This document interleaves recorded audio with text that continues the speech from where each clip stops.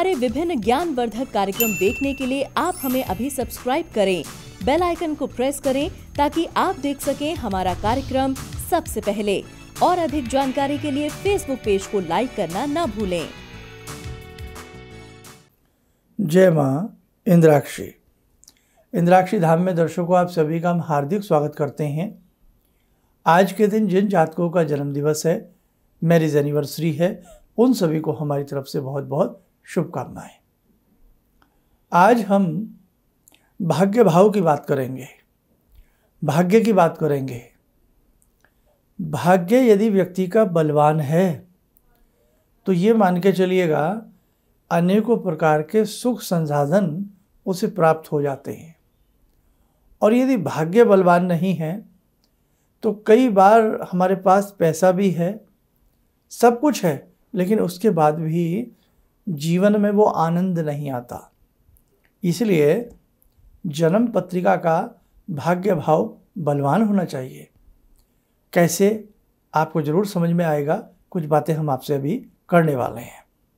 आइए आज का हम पंचांग देख लेते हैं। 17 अगस्त सन 2021 दिन मंगलवार, श्रावण माह, शुक्ल पक्ष, संवत 2078, तिथि दशमी, नक्षत्र ज्येष्ठा, राहु काल 3 से 4:30, दिशा शूल, उत्तर दिशा। सबसे पहले तो क्या भाग्य को भी अच्छा बनाया जा सकता है? परम पुण्य गुरुदेव ने एक बात कही है कि मनुष्य अपने भाग्य का निर्माता आप है। अब आप कहेंगे ऐसे कैसे? हम अपने जीवन में जो जो अच्छे कर्म करते चले जाते हैं, अच्छे कर्मों से ही एक अच्छे भाग्य का निर्माण होता है। सनातन धर्म में करनी, भरणी, शुभ अशुभ, इन सब चीज़ों को बहुत अच्छे से माना जाता है और ये सब वास्तविक भी है। अब देखिएगा,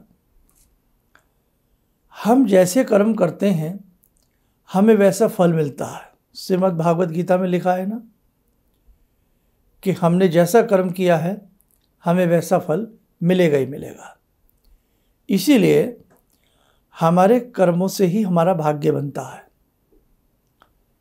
कई बार जब जीवन में हम बहुत दुखी होते हैं तो मन में यह आता है कि इस जीवन में तो हमने कुछ ऐसा नहीं किया, हो सकता है पूर्व जन्म में हमने कोई पाप किए हों जिसकी सज़ा हम आज भोग रहे हैं। आती है नई बातें, बहुत उलझा हुआ रहस्य है। लेकिन एक मोटी सी बात समझ लो कि चाहे पूर्व जन्म की बात हो या इस जन्म की बात हो, बस कर्म अच्छे करने चाहिए। कर्म अच्छे किए हैं तो भाग्य भी अच्छा होगा। लेकिन अब पूर्व जन्म में जो हो गया सो हो गया, वो तो हमारे हाथ में नहीं। अब इस जन्म में हम कैसे अपने भाग्य को बलवान बनाएं और कैसे पहचानें क्या हमारा भाग्य कमज़ोर है? इंसान के हाथ की रेखाओं में भी भाग्य रेखा होती है, जिसे हम फेट लाइन कहते हैं। यहाँ से प्रारंभ होती है, मध्यमा उंगली के नीचे शनि माउंट तक, शनि पर्वत तक ये भाग्य रेखा जाती है। इस रेखा को देखकर दोनों हाथों की रेखाएं देखी जाती हैं।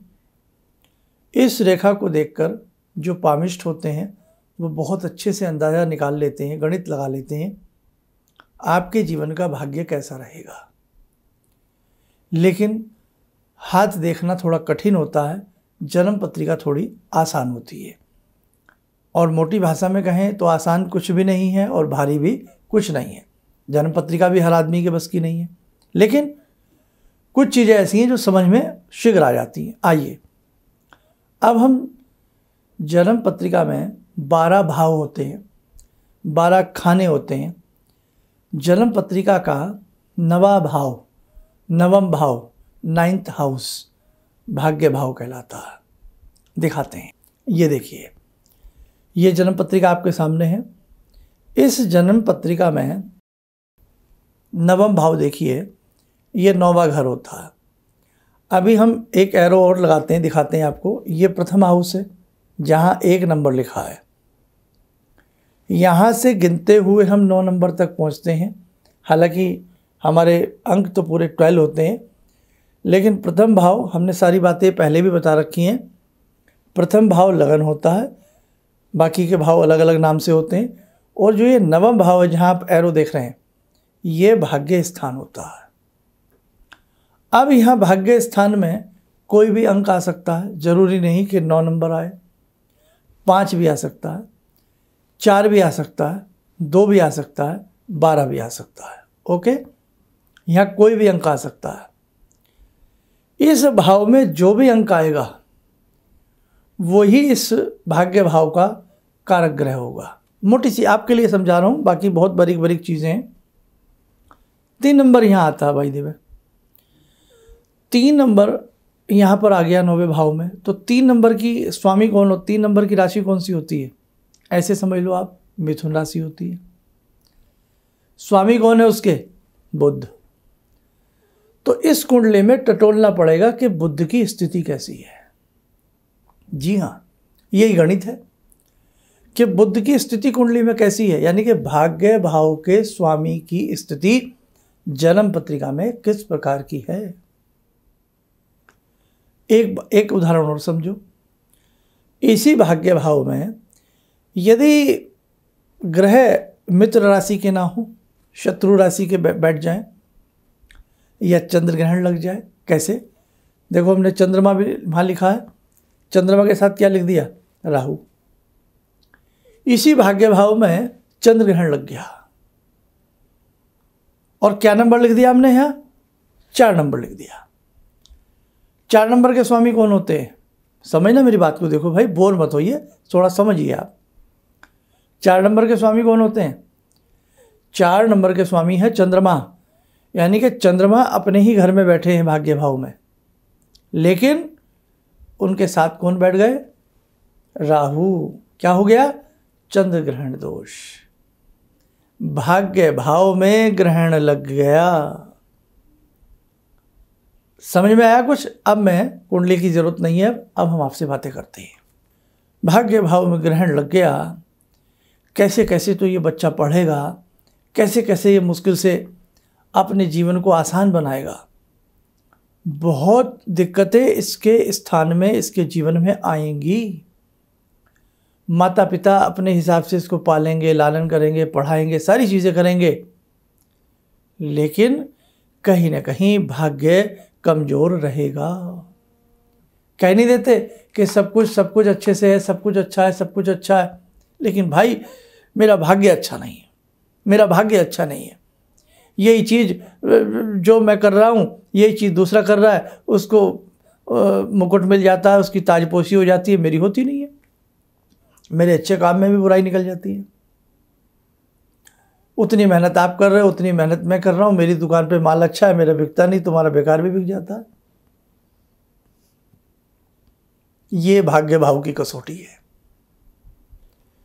दूसरी बात, जिनकी जन्म पत्रिका ना हो, अपना हाथ दिखाइए, लेकिन किसी मर्मज्ञ पामिष्ठ को, किसी अच्छे पामिष्ठ को अपना हाथ दिखाइए, सामुद्रिक शास्त्री को, जिसे ये पूरा अच्छे से हाथ देखना आता हो। ऐसा नहीं हाथ देखने में 10 घंटे लगते हैं। करत करत जड़मत होत सुजान, जब आपको किसी चीज़ की प्रैक्टिस हो जाती है 2 मिनट लगते हैं। फिर तो जब हम बचपन में साइकिल सीख रहे होते थे तो 15-20 दिन खप जाते थे, है ना। कभी दांत टूटते थे, कभी गिर जाते थे, कभी हैंडल किधर है, पेंडल किधर है, रहती थी ना सारी बातें। लेकिन जब सीख गए तो फिर तो कुछ भी नहीं है, फिर तो कोई बात ही नहीं है। फिर तो बुढ़ापे तक जब तक शरीर में जान है, आपको फिर ये देखना नहीं पड़ेगा कि ये कहाँ है, वो कहाँ है। फिर तो चढ़े साइकिल और चला लिया आपने। ऐसे ही जब आपको हाथ देखना अच्छे से आ जाता है या कुंडली देखनी आपको अच्छे से आती है, तो जब तक सीख रहे होते हैं तब तक टाइम लगता है, सीखने के बाद नहीं। डॉक्टर साहब MBBS तक पहुँचते पहुँचते समय लगाते हैं, लेकिन जब परफेक्ट हो जाते हैं फिर तो नाड़ी पकड़ी या वैसे ही आपकी बातों से ही सब कुछ निकाल करके आपको उपाय दे देते हैं, दवाई दे देते हैं। तो अच्छे किसी पामिष्ठ को अपना हाथ दिखाएंगे तो भी आपके भाग्य भाव की स्थिति सामने आ जाएगी। अब फिर उसके उपाय हो जाते हैं। अब जैसे मैंने यही कुंडली की बात बताई आपको, ग्रहण लग गया। इस कुंडली की बाय द वे यही कुंडली हम अपना ही उदाहरण दे देते हैं। हमारे पास बनने के लिए आती है और हम देखते हैं अरे अभी तो ये बच्चा 4 साल का, अभी तो ये बच्ची 5 साल की है, या आप 20 साल के हो, 25 साल के हो, जो भी हो, अरे आपके तो भाग्य में ही ग्रहण लगा हुआ है। ये ग्रहण की बात तो मैंने इसलिए बताई, आपको समझ में आ गया। इसके अलावा भी ऐसी बहुत सारी चीज़ें होती हैं जो भाग्य भाव को, वो योग बहुत ही कमज़ोर बना देते हैं। अब वो आप सब सारी चीज़ें तो आप देख नहीं सकते, वो तो देखेगा तो कोई देखने वाला ही।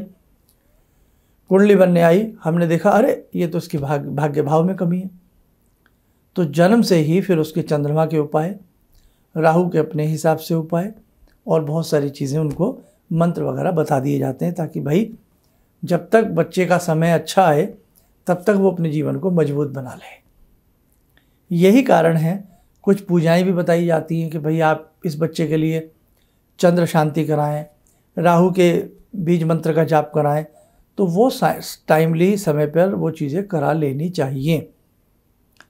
और इसके अलावा और बहुत सारी ऐसी बातें हैं कि भाग्य भाव को कमज़ोर बनाने वाले जो वहाँ पर उस प्रकार की कोई युतिवत ग्रह हैं, उनका क्या उपाय करना चाहिए, कैसे करना चाहिए। तभी तो कहते हैं बच्चे की कुंडली भाई जल्दी बनवा लेनी चाहिए, जन्म से बनवा लेनी चाहिए। यदि आप कितनी भी बड़ी उम्र में हैं और यदि आपको लग रही है कि वास्तव में भाग्य में कोई कमी है, कोई काम नहीं बनते, तो आप भले ही कुंडली ना बनवाएं, लेकिन किसी को अपनी जन्म पत्रिका, डेट ऑफ बर्थ तो आपको मालूम होगा ही, तो अपनी किसी को डेट ऑफ बर्थ बता करके ज़रूर एक बार चेक करा लीजिएगा, दिखा लीजिएगा। नहीं है तो हाथ की रेखाएं दिखा करके दिखा लीजिएगा, कहीं आपके भाग्य भाव में कमी तो नहीं है। आप देखो, ये तो जन्म पत्रिका का केवल एक पार्ट है, एक भाव है, और भाव कितने होते हैं कुंडली में? 12। 12 के 12 भावों में यदि 3-4 भाव व्यक्ति के जन्म से ही कमज़ोर हो जाएं, तो सोचो उस व्यक्ति का जीवन कैसा रहता है।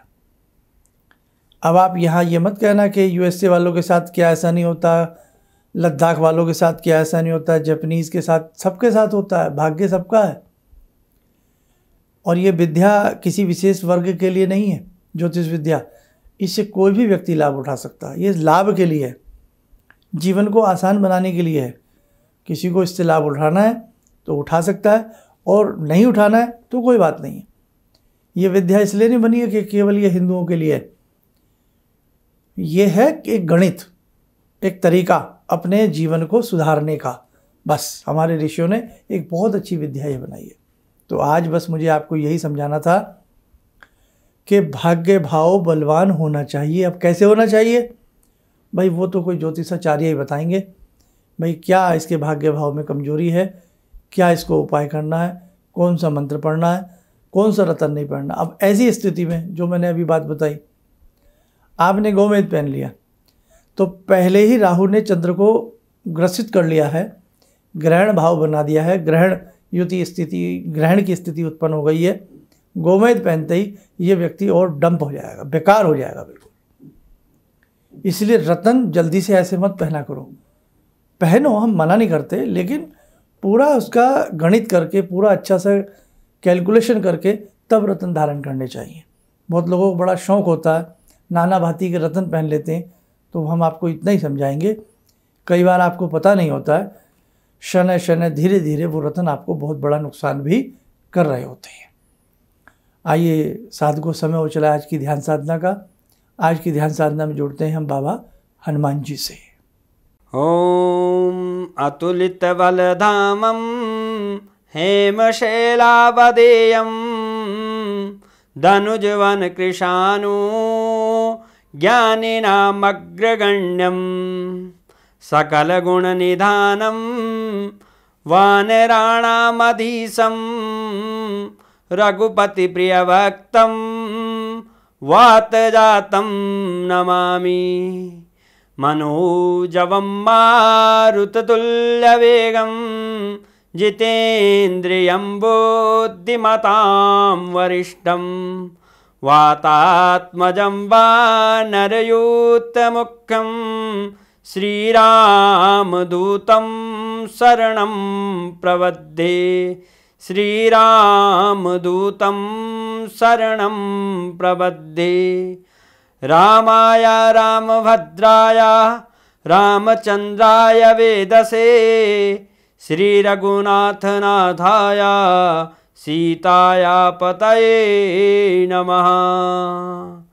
श्री हनुमंताय नमः। कवच बना लें, ध्यान करें, बाबा हनुमान जी का शुभ आशीष हम सबके ऊपर बरस रहा है।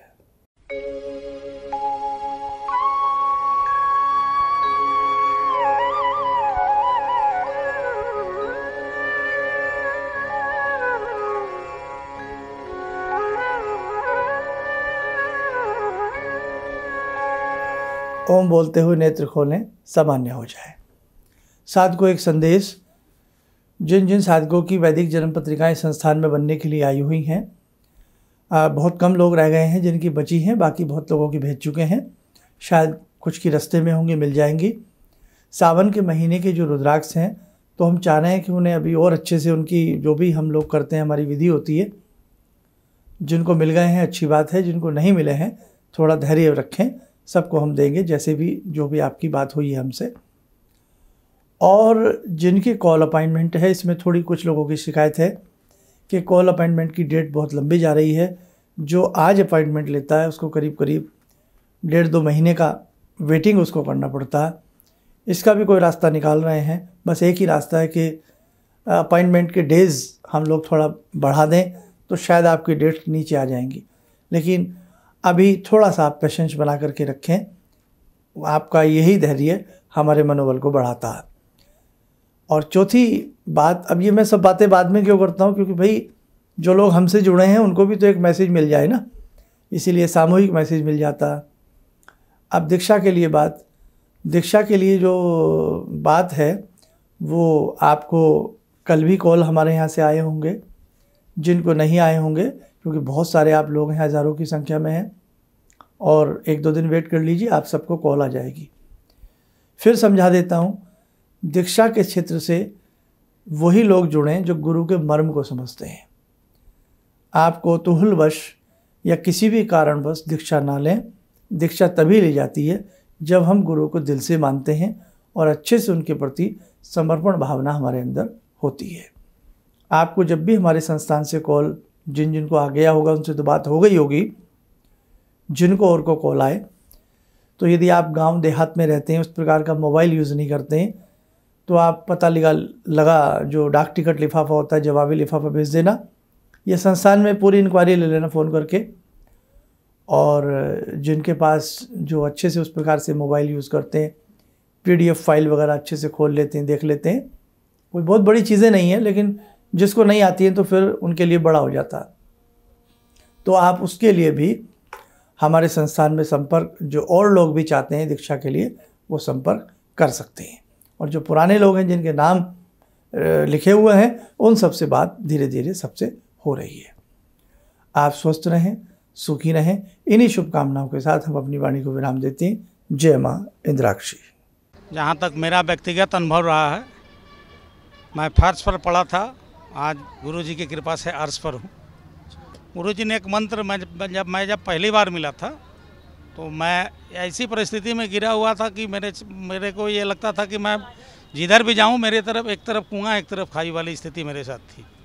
और गुरुजी ने वहाँ उस वक्त तो मेरे को 2 मंत्र दिया कि इसका आप पाठ शुरू करो, और 2 दान की सामग्री बताई थी, और उसको मैंने शुरू किया। और उसके बाद से उस वक्त से लेकर आज तक मैं फिर जिस स्थिति में था वो पीछे मुड़कर मैंने नहीं देखा।